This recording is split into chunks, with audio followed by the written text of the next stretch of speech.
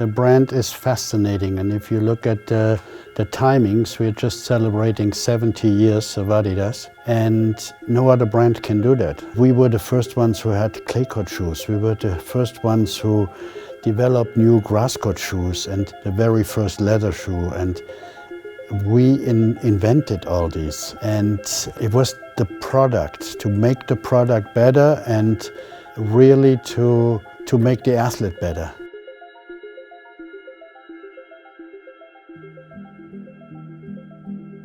Adi Dassler was an athlete himself and was passionate about sports equipment. At an early age, he realized that improving the product athletes used could improve their performance.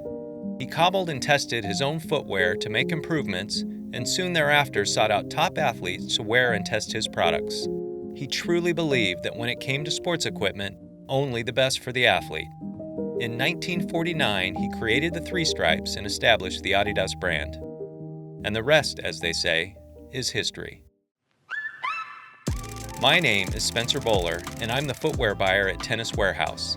Welcome to the Adidas World Headquarters in Herzogenaurach, Germany.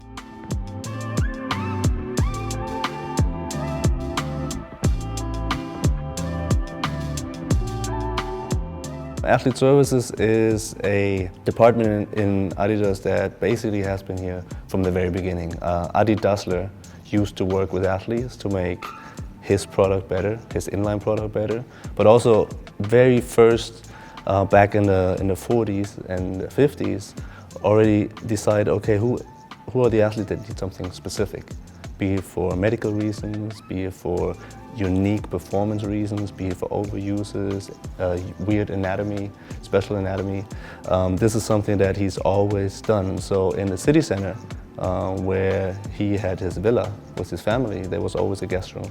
So he would always have room for athletes to come by, and right next to it there was a track and a football pitch, and right next to that was the production facility. So they would always talk about the product and how to make the shoes basically better, and then they would go into the production, change it quickly, and come back and then basically test it out. Adidas conducts the majority of their testing in their Future Lab. This state-of-the-art facility pushes the limits of performance testing. The scientists that work in the Future Lab track athlete movement, test the effects of the environment on materials and durability, and analyze wear patterns, ultimately ensuring the products meet their standards. Okay, let's check out our Future Lab, which is where we do our scientific research and analyze all the products. So you have data from humans, data from robots. Mm-hmm. How do you kind of mesh that together to get what you're looking for, and how do those work together? So actually, the data that you gain from a robot are very different from the data that you get from human, because what a robot can't tell you is like all these emotions, feelings when you wear a product, when you see a product. This is what we gain from the human side, and then we bring the two things together.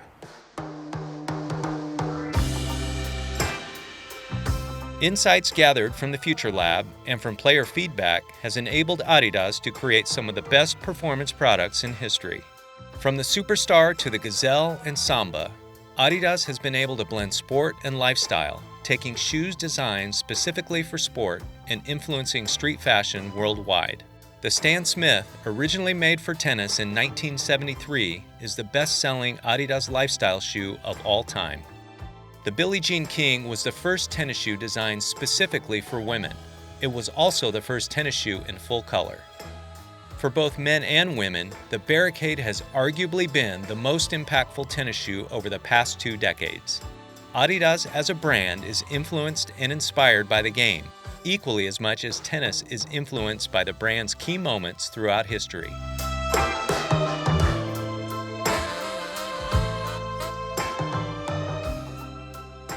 Tennis and Adidas started in the super early days, so somehow we have always been part of the tennis identity in the DNA. And obviously, while the sport was becoming bigger, also Adidas was growing with it. So it's really difficult to highlight so iconic moments there, because obviously today, for example, we can talk about the Stan Smith. A lot of people even don't know that he's a human and he was a tennis player at this point in time. Most of them know him in our days as a tennis shoe, but he was a super good tennis player in the 70s, 80s.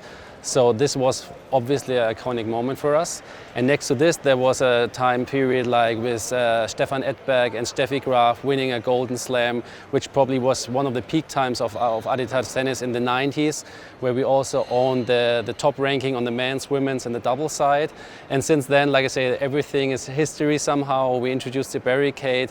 So we always have been part of tennis, and also in the future we want to be part of the tennis and shape the tennis as a sport.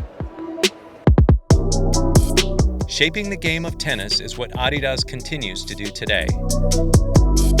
We watch on the world stage as players like Dominic Thiem, Stefanos Tsitsipas, and Angelique Kerber modernize the game while striving to cement their own place in history.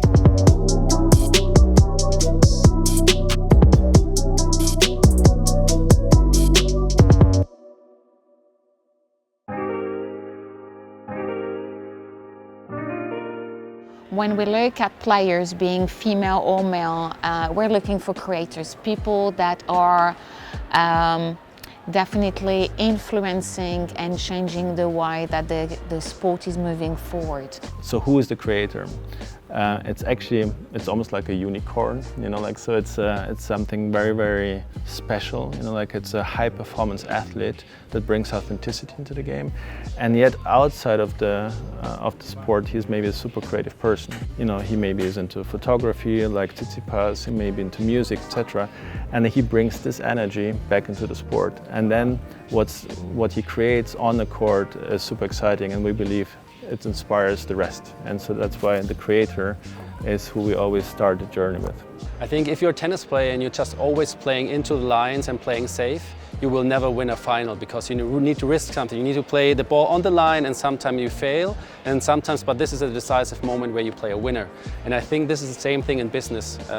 When we would always play safe, we would never make an evolution in terms of how we develop our products or how we create our campaigns. Therefore, also failing and also learning out of this is a big part of us. It's just the important point is like when you do the failure. You should never do the failure, the match point at a Grand Slam.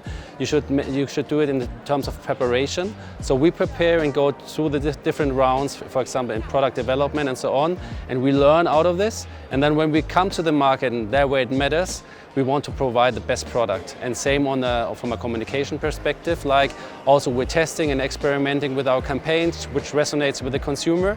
And at the end, when we come up with a product, then it needs to be spot on.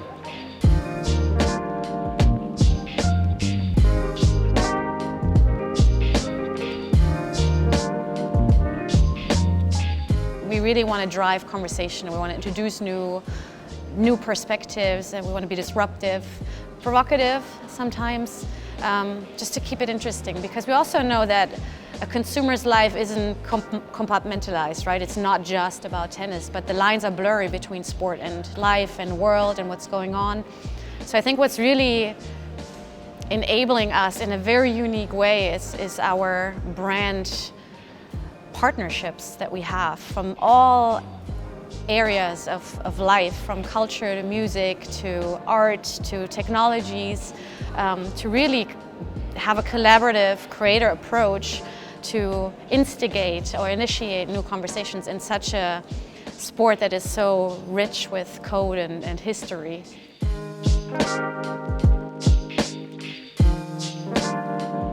True creators never stop creating.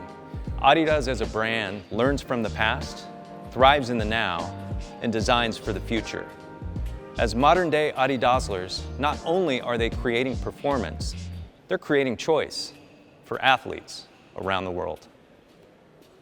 Matthias, most importantly, what's your best dance move? Oh, the best dance move. So I grew up in the 90s, so somehow I would say it's the hot stepper. And then finishing up with a... Thank you.